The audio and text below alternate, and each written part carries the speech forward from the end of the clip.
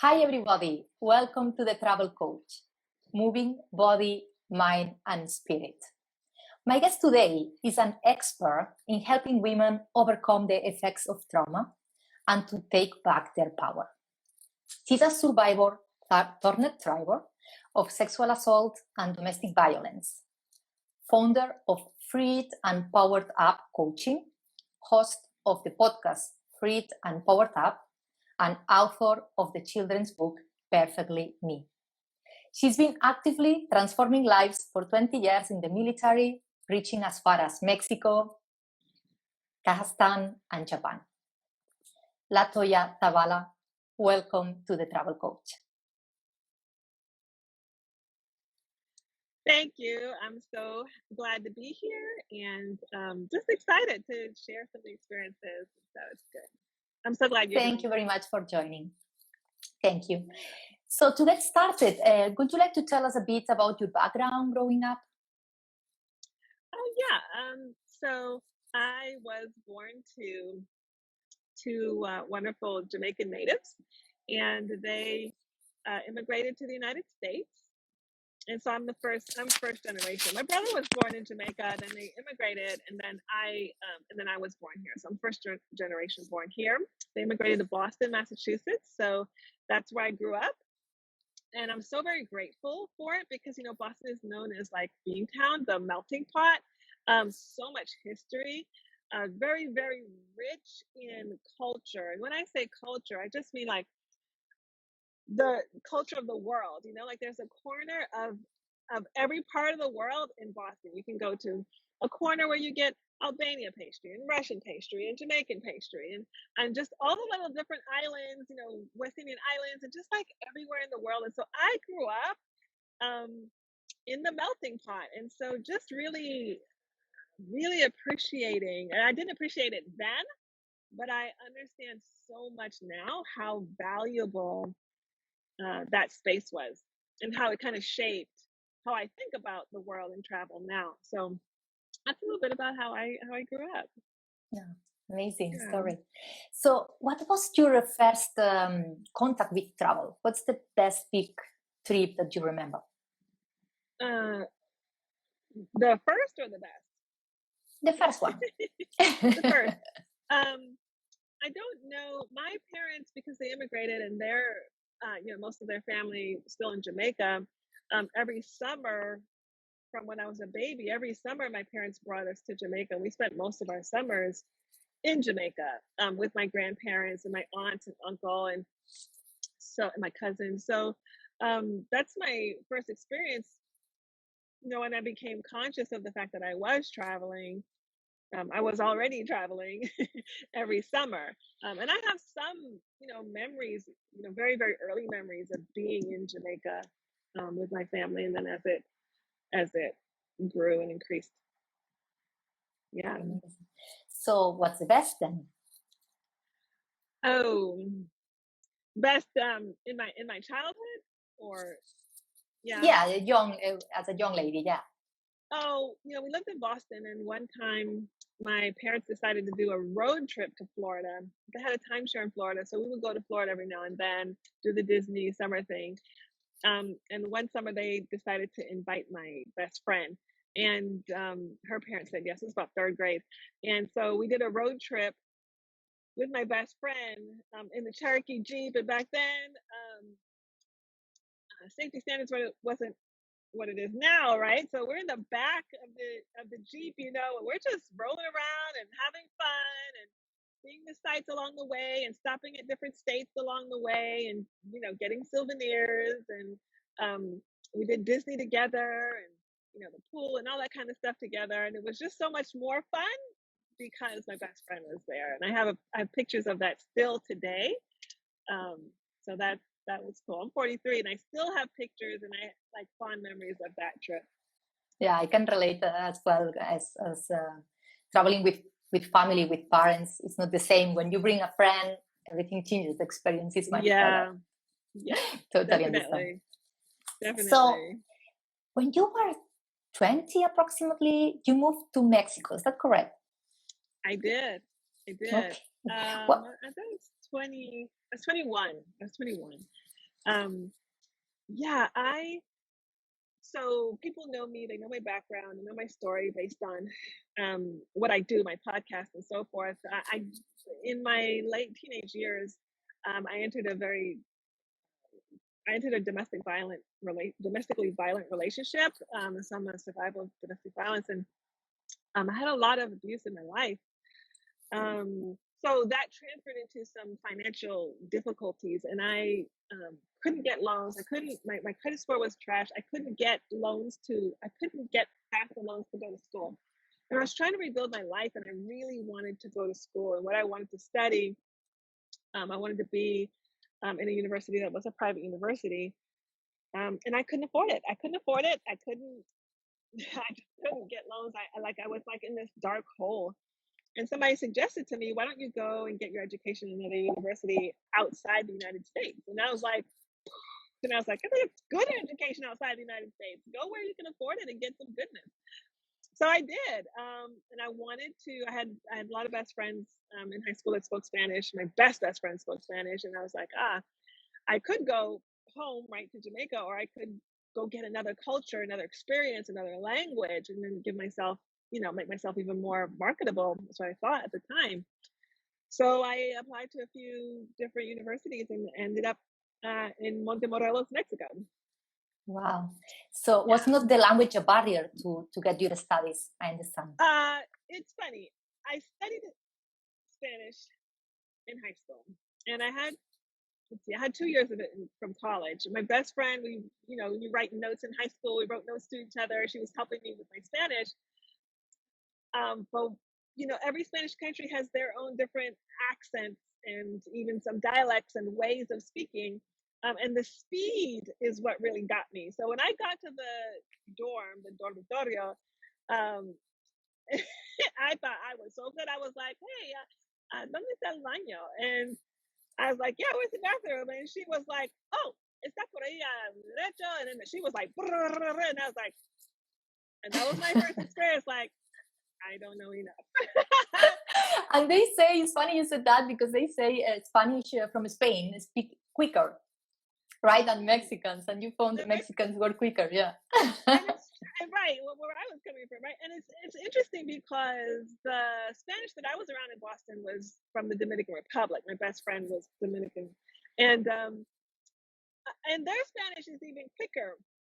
And maybe it's not the speed, but it's just the way of speaking. In Dominican Republic, they chop their words a lot. They don't finish the words, and so it was just very different. And I was like, I asked you where the bathroom is. Yes, I know how to ask, but I have no idea now where it is. What is right? It? And so it just took time. It took time for the tongue to adjust, for the ears to adjust. And I was willing, right? I had an open mind, open heart. I was willing to learn. That's what I was there for submersion. I'm going to learn and give myself grace that it's going to take time. And that's how we did it. Amazing. So what happened in this trip that's remarkable in your life? Oh, yeah. So, I thought that I was going there to get my degree, to learn Spanish, to learn culture. And I did that. And because I was coming out of such a terrible relationship situation, I was like, yeah, I'm going to do my thing. I'm going to be me and do my thing. And then here comes this other thing, meaning my friend turned boyfriend, turned fiance, turned husband. We met on the last 2 days of that first trip. Wow. Yeah, the last 2 days. I went there was like a 6-week intensive Spanish program so that you could then take the exam for medical school, which was what I was going for at the time.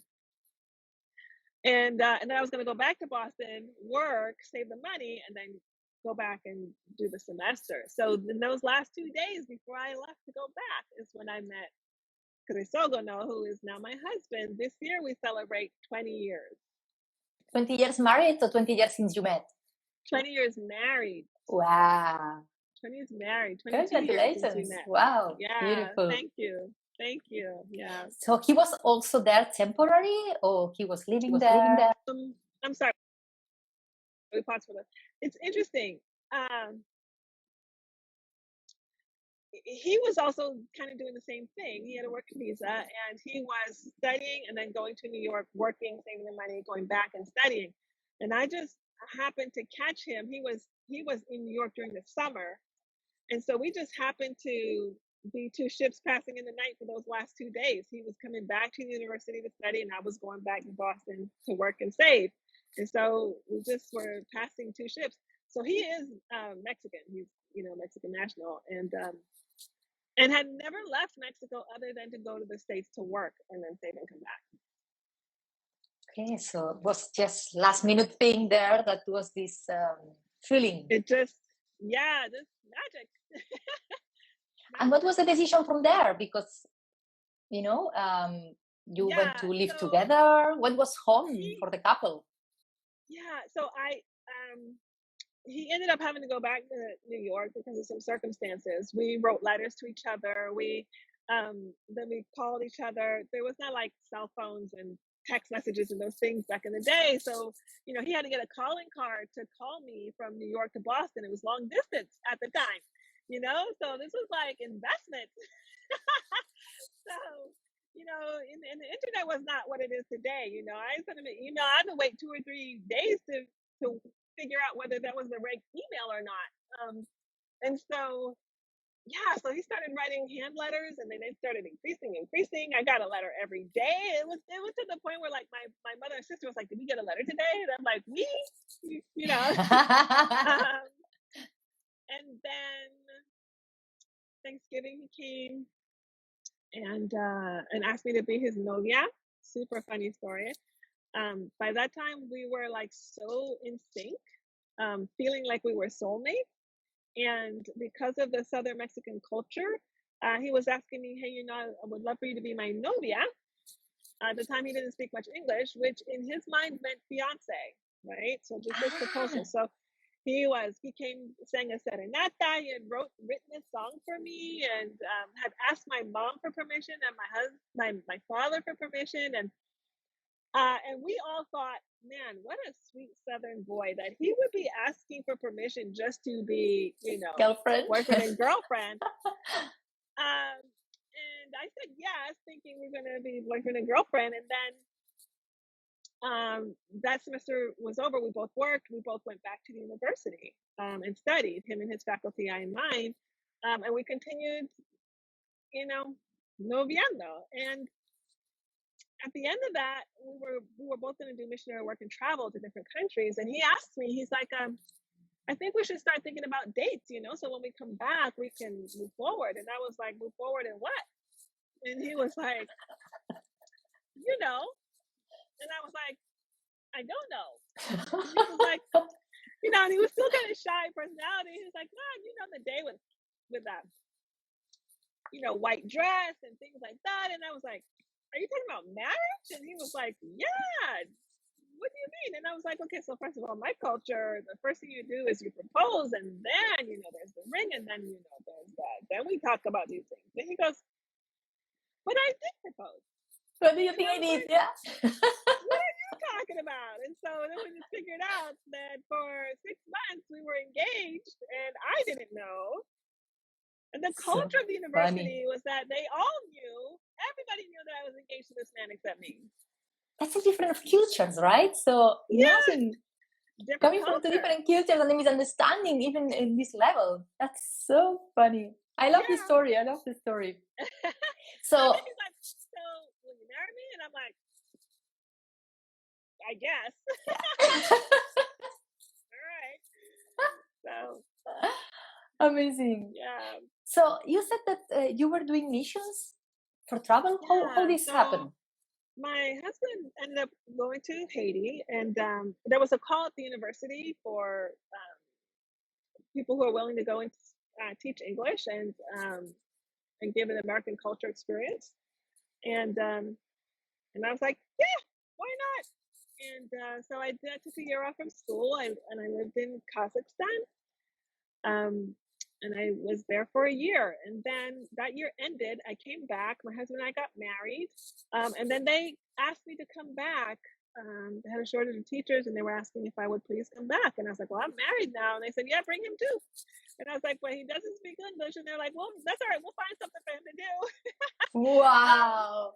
and then he ended up teaching Spanish. And what was interesting is he also ended up teaching like 0 level English, but it was good for him because he had to learn in order to teach. And so, yeah, so we were there. We lived in, so I lived there for almost 3 years, and he lived there for almost 2 years because he came back with me. Get it. Um, So he was teaching Spanish, and what were your what were you doing? yeah, he was teaching in Spanish, and I was teaching English. You were for the teaching school. English. Okay. I was teaching English. Yeah, and it's interesting. I think during that experience is when I realized how very connected culture is to language, and how you really can't deeply understand a language unless you understand some of the culture. You really can't deeply understand some of the culture unless you at least understand some of the language.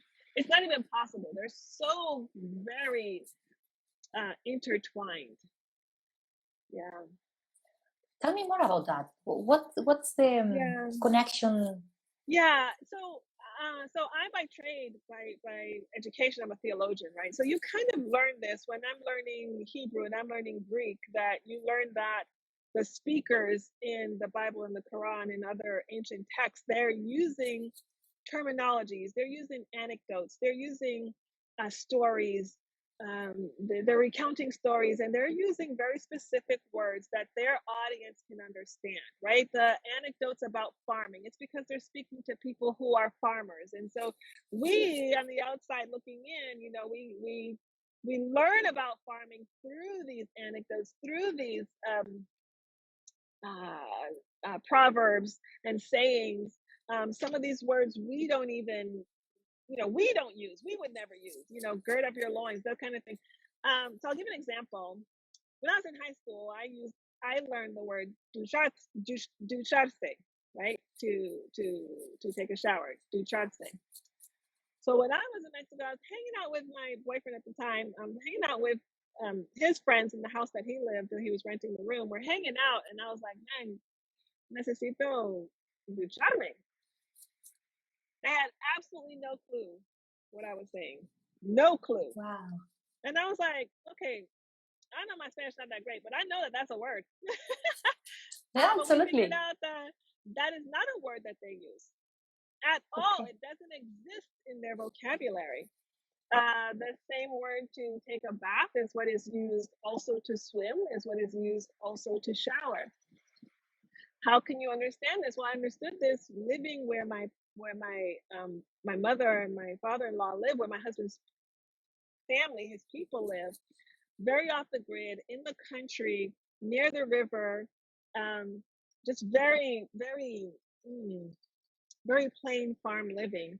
And that is where they take a bath, in the river. And so it absolutely is the same thing for them to swim and bathe, and take a bath. So the culture of being free and naked and swimming and bathing in the river is wrapped in, we don't use any other word to clean ourselves other than bañarse. Right? And so now the culture has evolved, right? We have pools and this and that, but the word remains, and it's so very tied to The that experience, part the of their proper culture, the experience. experience. Yeah. And you can see that in many, many, many different words and ways. That's just a small example, right? But I was like, man, I know that's a word. Yeah, it's powerful. Of course, Yeah. we have a chance. So funny. So you were in Kazakhstan for 3 years. Were you taking the opportunity also to travel around, or did you see the area? Yeah. In Kazakhstan, I traveled to Moscow. Where else did we travel? We did a lot of mountain climbing, and didn't really cross the borders, but mountain climbing where you could see the borders and the hillsides and countries of China and Uzbekistan, Tajikistan. But we really didn't do too much travel outside of that because the nature of the politics that was happening at the time. but very interesting culture in Kazakhstan because they were coming out of the Soviet Union and really trying to reestablish their own culture, the Kazakh culture, when the Soviet Union, Russian culture is so permeated and dominated. So very interesting time, and where you see the reemergence of their language and their music and their education, their books, the art, theater, right? The Kazakh culture coming back out, and just the reestablishment of professionals, Kazakh professionals. Very just interesting time in shaping of a culture and language. So it was a gift, I think, to be there during that time. Oh, beautiful. Yeah. Yeah. So from there, where? And then from there, we came back to Florida. My husband couldn't find a job, wasn't a citizen, was both over and underqualified, and then it ended up joining the Navy. So, and then when I joined the Navy, our first tour was in Japan. We had our first son by that time, so he was 4. So we all picked up and moved to Japan when he was 4. Yeah, Wow, we what a lived there shock, yeah? for 3 Culture years. shock. Yeah, yeah, um, yeah, yeah. It was Beautiful. difficult to adapt to for the family there. I think the culture lends for adapting, right? The culture is very docile, very gentle, very polite in nature as a part of their culture. So it lends for adaptation. Language is a little bit difficult, um, but the culture itself lends for adaptation. Um, yeah, my son, we put him in Yochin, which is the Japanese kindergarten. And the first 6 months, the first couple of months, he was like, okay. He's like, man, I got kids. He's an extrovert. So I got kids to play with. I'm good. But then about the 4 or 5 month mark, he started missing English. And he started coming home and complaining, I don't want to go there anymore. I want to speak with kids that speak English. And I didn't know what to do. And I was getting ready to take him out. And somebody told him, no, this is the hump. About the 5-6 month mark, they're going to hit a hump. They're going to hit a wall. If you can get them over that hump, they're smooth sailing. They're golden. They'll be fluent. And so I held to that. So I said, no, we got to go. And he got over that hump, and then he was fluent. Wow. And then he was fluent and loved Yochin. Even now he's 12 and he talks about going back there, visiting, maybe even doing some studies there. He considers himself part Japanese. Japanese right now is his favorite food. He uses chopsticks. He puts soy sauce on everything. Like Imagine. and I was saying that there's a very deep part of him that is not explainable. That is Japanese. And only if you know the Japanese culture, you can know there's something about him that is not American, that it's very Japanese. And it's just very deeply ingrained in his soul because he was there for those formative years. But I think that's a beautiful gift that he has within. So from 2 years old till how old was he when he left? He was there from 4 to 7.5, 8. Okay, so in these years, his Yeah. personality was building. Yeah. And he was like a sponge from the culture, right? In Japan. Like a sponge. Yeah, absolutely. Till the point he considered himself Japanese. You asked him. That's amazing. Yeah. And if I say, we got a choice today, we're going to do Japanese or blah, blah, blah. Japanese, absolutely. Whether it's food, whether it's his favorite food. Whatever it is. Yeah. Yeah. Wow. Does he remember about these years there, I suppose? He does. Yeah, because he was very young, but it was a powerful difference, change for him. He has very specific memories. He has memories of some specific best friends he had. He also, when we were in Japan, we traveled. We went to China. He saw he was on the Great the Great Wall of China. He saw the terracotta warriors. You know, he was in these ancient cities. We went to Thailand. We went to Taiwan. We went to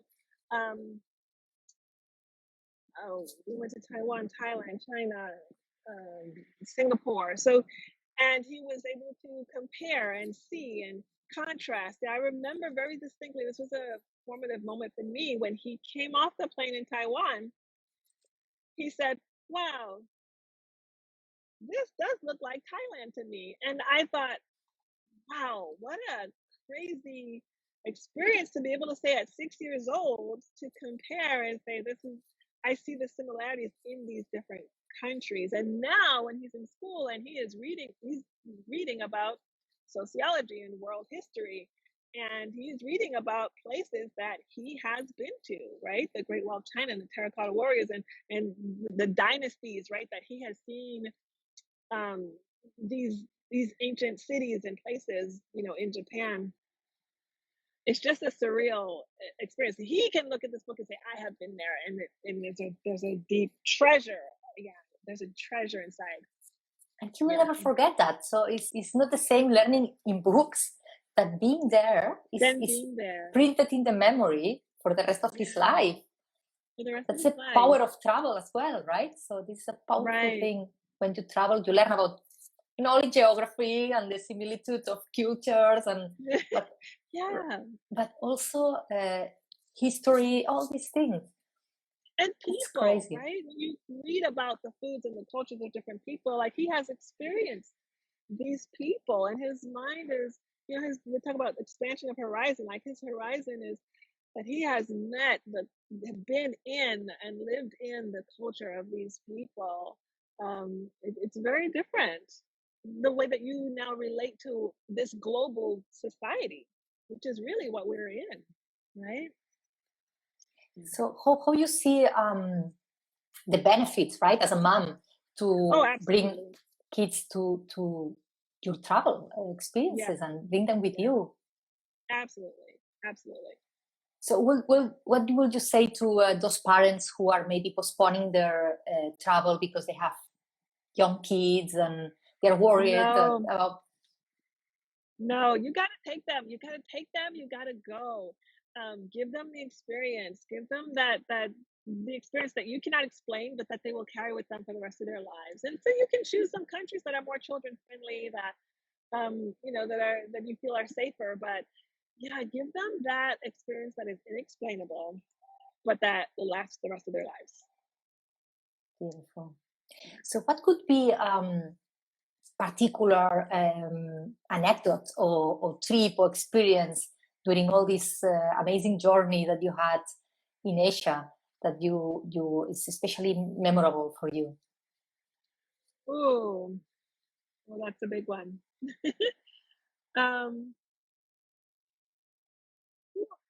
Thailand is definitely my favorite country to have visited. The food for me is just amazing, and I'm a food person, so amazing. I love Thai as well. Yeah. Oh, the people, the culture, the warmth, the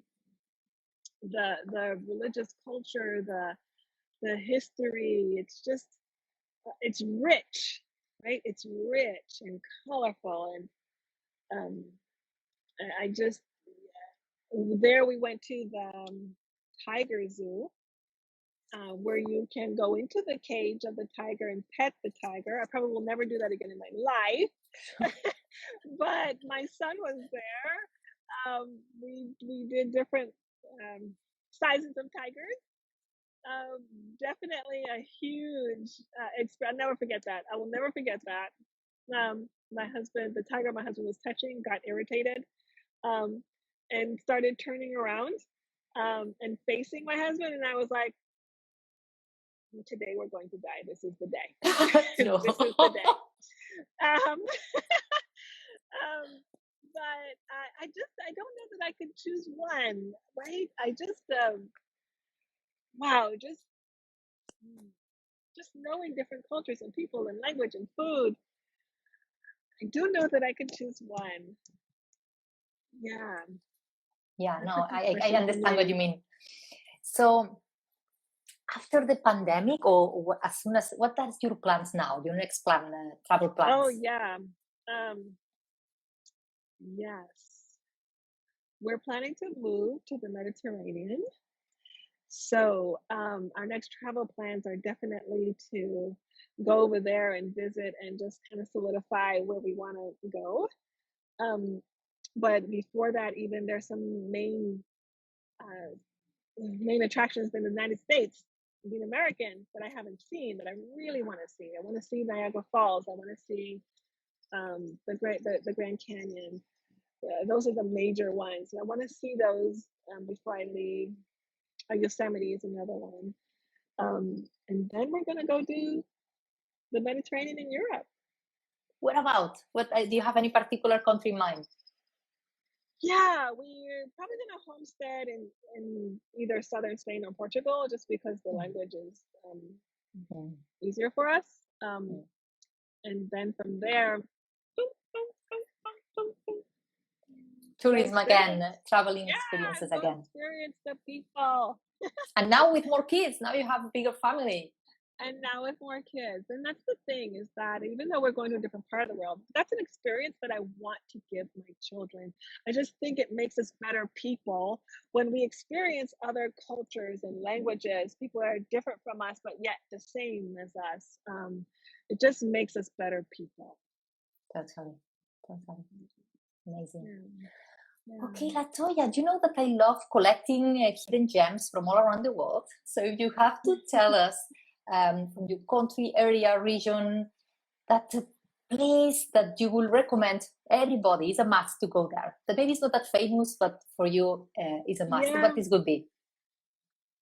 So this is going to be a little biased, but I already told you Thailand's my favorite country. But if you're in the United States, or you come in the United States, you got to go see Boston. And everybody wants to go to New York, but you got to go see Boston. Boston has everything. I know I grew up there, and I know I'm biased, but listen to it. Boston is a hub for, if you're a sports person, right? I mean, so many major championship teams, right? You have the Patriots, you have the Red Sox, you have the Celtics, you have the Bruins, right? So whatever your flavor is there. And then you have the college scene, right? You have the education scene, if that's your thing. MIT is there, Harvard is there, right?